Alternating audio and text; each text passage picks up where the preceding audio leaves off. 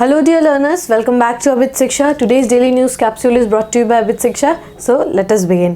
आज क्लास शुरू करने से पहले I would wish you from the entire team of Abit Shiksha a very happy Guru Tegh Bahadur जयंती. तो गुरु तेग बहादुर जयंती की बहुत बहुत शुभकामनाएं. And yesterday was Constitution Day, so Constitution Day के भी belated हार्दिक शुभकामनाएं आप सभी को. So with this energy we will begin the classes.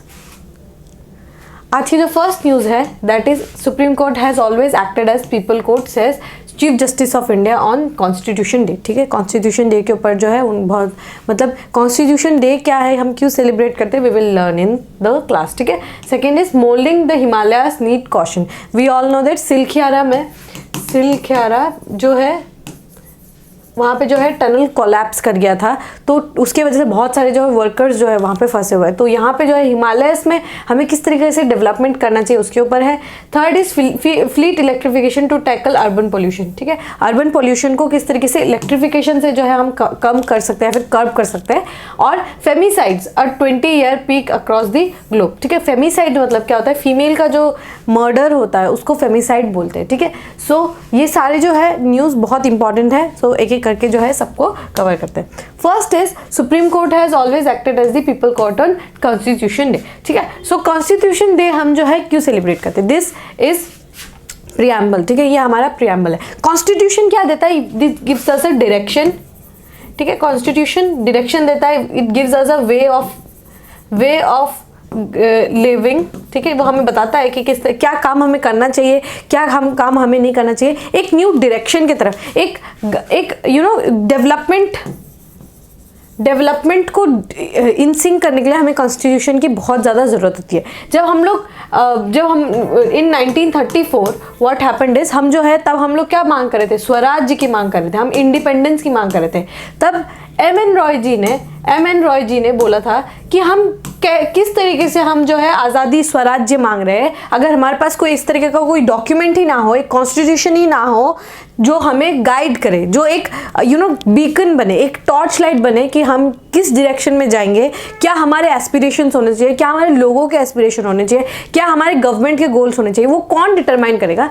सो उसके लिए हमें एक कॉन्स्टिट्यूशन बनाने की बहुत ज़्यादा ज़रूरत बनेगी. कॉन्स्टिट्यूशन जो है हमारा एक लिविंग डॉक्यूमेंट है.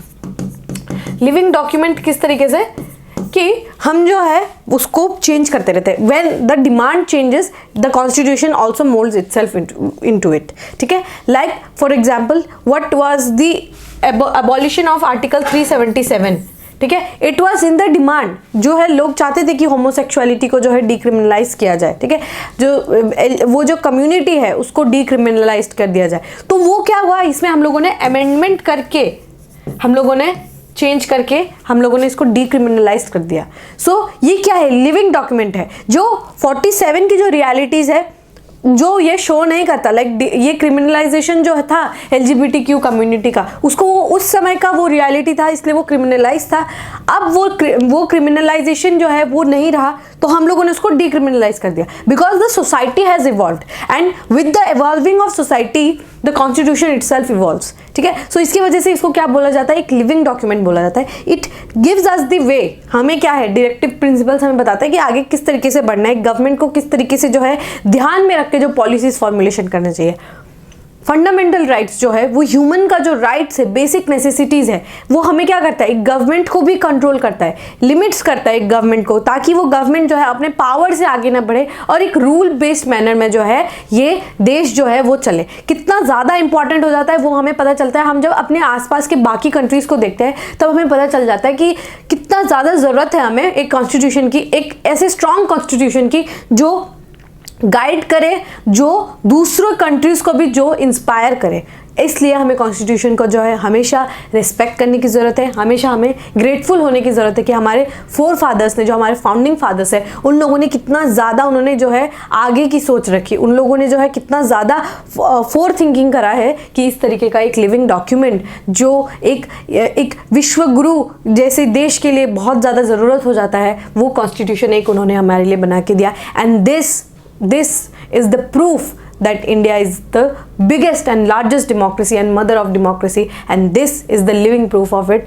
ठीक है. So we should be very proud of it. And this the picture is here is of preamble. Preamble हमें पता है प्रियम्बल क्या देता है, ये एक हमें एक it is a vision glass for constitution. क्या जो है वो क्या सर्व करता है, क्या पर्पस है उसका, वो हमें प्रियम्बल बताता है. ठीक है. प्रियम्बल इसीलिए हमारे लिए बहुत ज़्यादा ज़रूरी होता है. एंड जो भी कोई यहाँ पे जो भी कोई वीडियो देख रहा है, आई वुड वांट यू कि आप जो है प्रियम्बल को पूरा याद कर लें, because this is the essence of democracy in India. This preamble is the essence of democracy in India. This constitution is the essence of democracy in India. ठीक है. So ये आपको याद रखना है. मैं पढ़ के आपको सुनाती हूँ. We the people of India having solemnly resolved to constitute India into a sovereign, socialist, secular, democratic and republic and secure all its citizens. किस चीज़ से secure करेंगे? Justice, social, economic, political, liberty of thought, expression, belief, faith and worship, equality of status and opportunity and to promote among them all, and fraternity, assuring the dignity of individual and unity and integrity of the nation. See, the word itself reflect what is written in the constitution. हम क्या provide करा रहे हैं? हम आपको इस देश को एक सॉवरेन, एक आज़ाद देश, एक सोशलिस्ट समाजवाद देश, एक सेक्युलर जो इसका कोई बहुत सारे धर्म को इक्वली रिस्पेक्ट करता है, डेमोक्रेटिक मतलब हम जो है एक डेमोक्रेटिक कंट्री और रिपब्लिक है जिसका हम हेड जो है कोई मोनार्क नहीं है, कोई किंग नहीं है, बट हम खुद से उनको चुनते हैं हमारे रिपब्लिक को. सो इन आवर कॉन्स्टिट्यूशन यहाँ पे लिखा भी है 26 नवंबर 1949 को हम लोगों ने अडॉप्ट किया है. ठीक है. अडॉप्ट किया है कॉन्स्टिट्यूशन को 26 नवंबर को जो है हम लोगों ने 1949 को अडॉप्ट किया, और 26 जनवरी 1950 को हम लोगों ने अपना रिपब्लिक डे मतलब हम लोगों ने उसका इन्फोर्समेंट किया. लागू करना जो है इन्फोर्समेंट, प्रियम्बल का इन्फोर्समेंट 1950 से शुरुआत हुआ. ठीक है. सो ये आप अगर याद कर लेते हैं इसको तो वो आपके लिए बहुत अच्छा होगा. ठीक है. So we should be very proud of it. हमें जो है कॉन्स्टिट्यूशन डे का जो है एसेंस को समझना चाहिए. हम लोगों ने कितने जो है वॉर्स लड़े हैं, कितने लोगों की जानें गई है, कितने लोगों का जो है कितना रिसोर्सेज वो लोगों ने जो है अंग्रेज़ों ने जो है हमसे लूटा है. उसके बाद हमें बहुत हार्ड अर्न्ड आज़ादी 200 सालों के बाद जब तख्ता पलट हुआ तो हमें यह आज़ादी हमें मिली है. सो ये हमारा क्या है? This is the essence of our democracy, this is the essence of our independence. ठीक है. सो ये आपको याद रखना है. Next is moulding the Himalayas needs caution. ठीक है. सो हम जो है आपको पता है सिलख्यारा में जो है एक टनल जो है कोलैप्स कर गया. उसमें बहुत सारे जो हमारे वर्कर भाई जो है बहुत सारे वहाँ पे फंस गए हैं. ठीक है. तो नवंबर 12 को जो है वहाँ पे जो है फंस गए थे वो लोग. तो यहाँ पे बात की जाती है कि हम हिमालयन रीजन में कितना ज़्यादा जो है हम डेवलपमेंट करते हैं उसके ऊपर जो है क्वेश्चन आ जाता है कि कितना हमें डेवलपमेंट करना चाहिए. As you all might know that Himalayas are still very young जो है वो माउंटेन्स है. ठीक है. अभी भी उनका जो हाइट बढ़ते जा रहा है. अब वहाँ पे क्या होता है कि आप जब हिमालयस को देखते हैं और कोई और ब्लॉक माउंटेन को देखते हैं या फिर कोई ओल्ड माउंटेन को देखते हैं, like for example our Aravallis, वहाँ पे अगर आप डेवलपमेंट करेंगे और हिमालयस में डेवलपमेंट करेंगे वहाँ पे बहुत ज़्यादा फर्क रहेगा. क्योंकि ये एक ओल्ड माउंटेन है, ब्लॉक माउंटेन है, वो अभी उनका सेटल हो चुका है, वो बहुत रेसिडुअल हो चुका है उनके ऊपर, मतलब बहुत सारा जो है इरोजन डिपोजिशन, तो उनका जो है मजबूत ग्रिप जो है मजबूत होगा. बट हमारा हिमालय जो क्या है वो अभी भी बड़ा होते जा रहा है. It is very young mountains. ठीक है. It is the youngest mountain of the world. तो ये क्या है, यहाँ पे जब हम डेवलपमेंट करेंगे ना, तो क्योंकि इसकी जो नींव है वो कमज़ोर है, अभी भी वो डेवलप ही कर रहा है, तो यहाँ पे इशू हो जाता है कि यहाँ पे बहुत सारा रिस्क फैक्टर हो जाता है. और रिस्क फैक्टर अगर हम देखें तो सिलख्यारा में जो ये कोलैप्स हुआ ये भी कहीं ना कहीं उसी से रिलेटेड ही था. ठीक है. सो हमें किस तरीके का डेवलपमेंट जो है हमें करना चाहिए इन हिमालयस, यहाँ पे वही बात की गई है.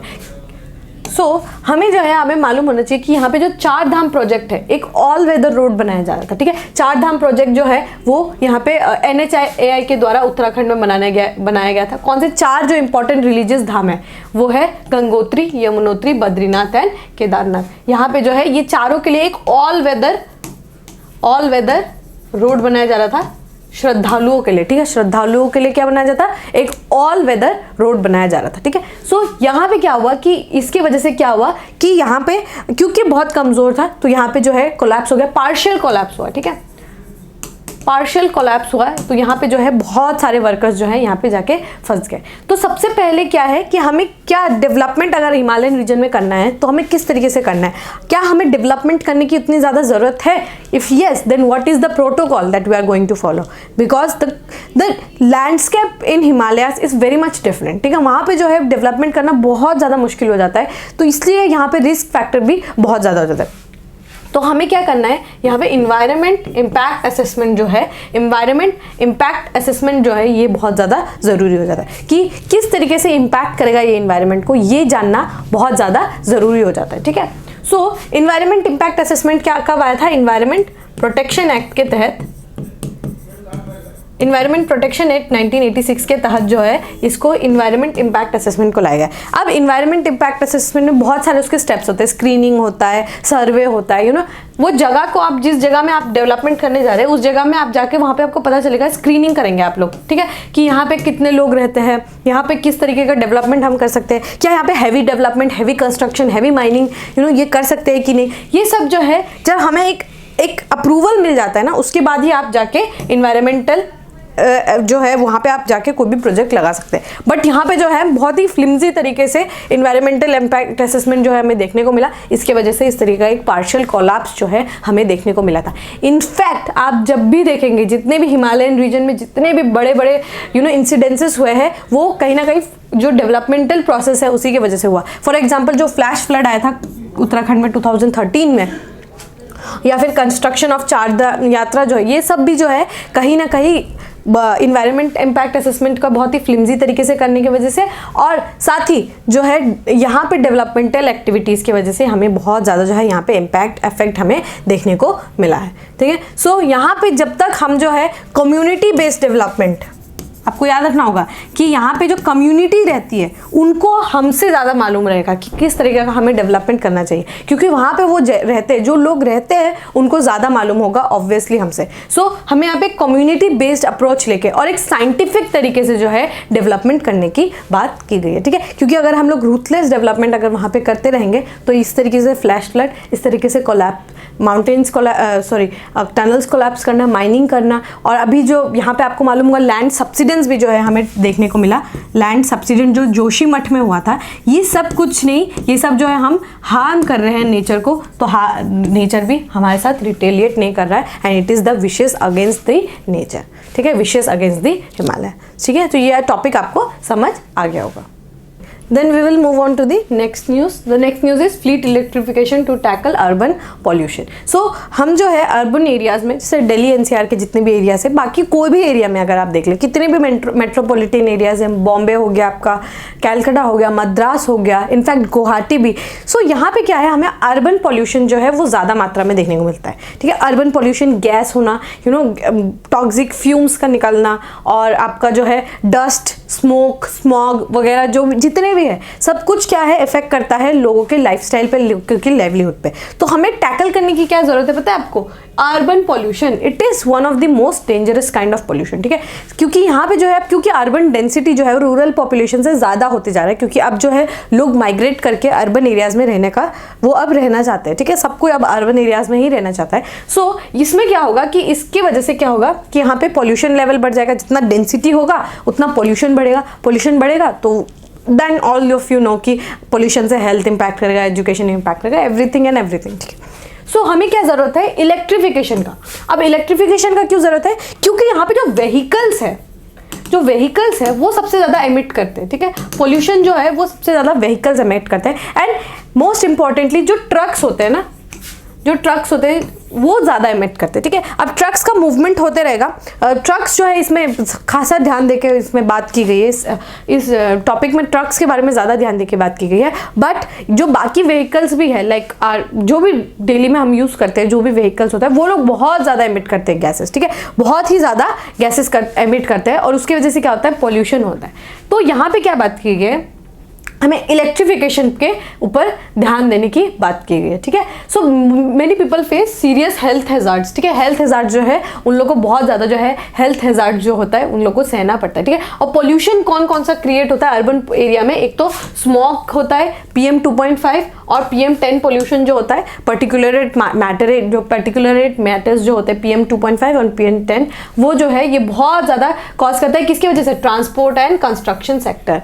जब हम कंस्ट्रक्शन करेंगे और ट्रांसपोर्ट जो सेक्टर होता है उसकी वजह से सबसे ज़्यादा ये पर्टिकुलरेट मैटर 10 और PM 2.5 जो है वो सबसे ज़्यादा जो है वो एमिट होता है, ठीक है। सो ये क्या है, इंडिया का जो है इलेक्ट्रिक व्हीकल पेनिट्रेशन जो है वो 6% ही है, बहुत कम है 6%, बट हम जो है उसको अब आगे हम उसको पुश करने की कोशिश करें। बड़ी बड़ी जो ब्रांड्स है लाइक महिंद्रा हो गया, टाटा हो गए, वो सब क्या कर रहे हैं, अब वो लोग इलेक्ट्रिक व्हीकल्स के ऊपर जो है फोकस देने का कर रहे हैं, क्योंकि जब तक हम इलेक्ट्रिफिकेशन के ऊपर जब तक ध्यान नहीं देंगे then we are not going to develop, because जो बाकी कंट्रीज है वो लोगों ने बहुत सारी कंपनीज है उन्होंने जो है अपना इलेक्ट्रिक जो व्हीकल्स है उसका मार्केट को एक्सपैंड कर दिया, ठीक है। सो उसके बहुत सारे फायदे हैं, इलेक्ट्रिफिकेशन का बहुत ज़्यादा फायदा है, ठीक है। एंड वी कैन सी कि जब से हम लोगों ने रेलवेज में इलेक्ट्रिफिकेशन किया है,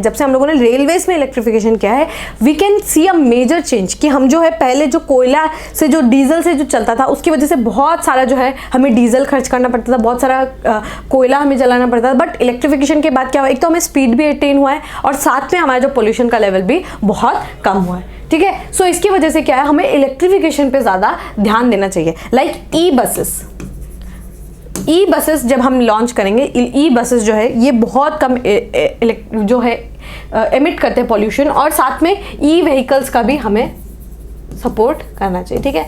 ई व्हीकल्स का भी हमें सपोर्ट करना चाहिए, ठीक है। अभी आप ये देखिए एक डेटा यहाँ पे मैं इंपॉर्टेंट डेटा लेकर आई हूँ कि the recent demand of 7,750 E trucks, अगर हम जो है डिमांड को अगर हम फुलफिल कर देते हैं बाय 2030, कितना सेव करेगा हमें, हमारे देश को पता है 800 बिलियन लीटर्स ऑफ डीजल हम सेव कर पाएंगे बाय 2050।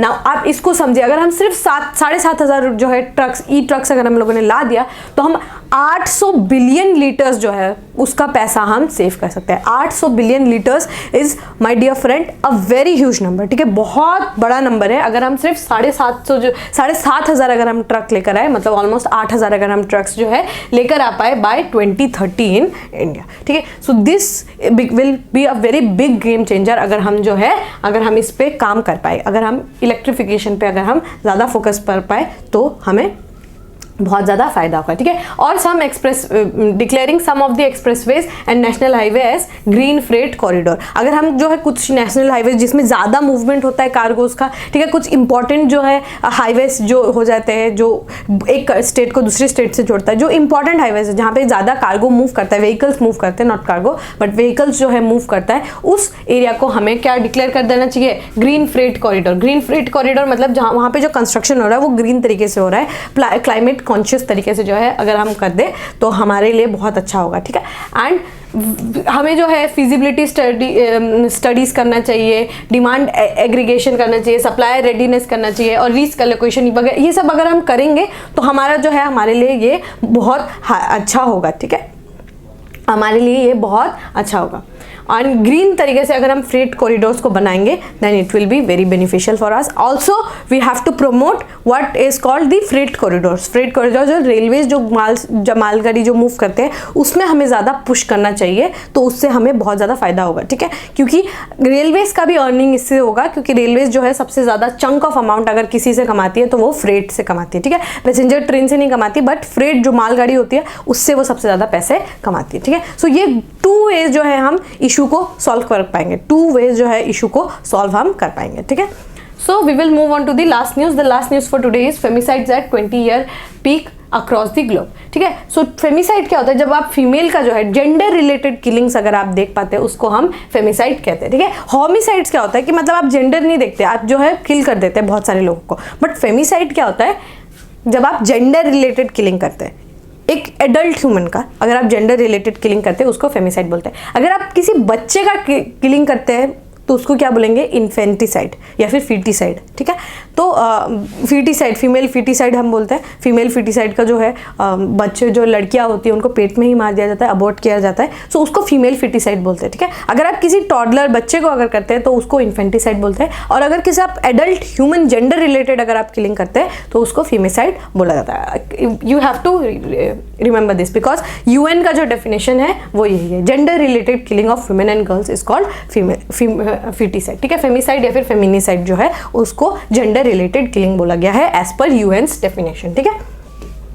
सो ये क्या बताया गया है कि ये जो है ड्रास्टिक जो है इसमें हम लोगों को देखने को मिला है कि बहुत सारा जो है किलिंग्स एक साथ में, बहुत सारा किलिंग्स हमें देखने को मिला है फीमेल्स का, ठीक है। जब 2021 तक इसमें हमें लो देखने को मिला, बट 2022 के बाद जो है ये बहुत ज़्यादा हाई हो गया, ठीक है। Not just in India but Africa, Europe, in fact in USA also इसका जो है नंबर्स इंक्रीज हुआ है, ठीक है। फीमेल किलिंग का जो है नंबर्स जो है वो इंक्रीज हुआ है। Now this becomes a very concerning situation, this becomes a very concerning situation because हम जो है डेवलपमेंट किस लिए कर रहे हैं, ताकि मेल फीमेल का जो है इक्वालिटी हो, ठीक है।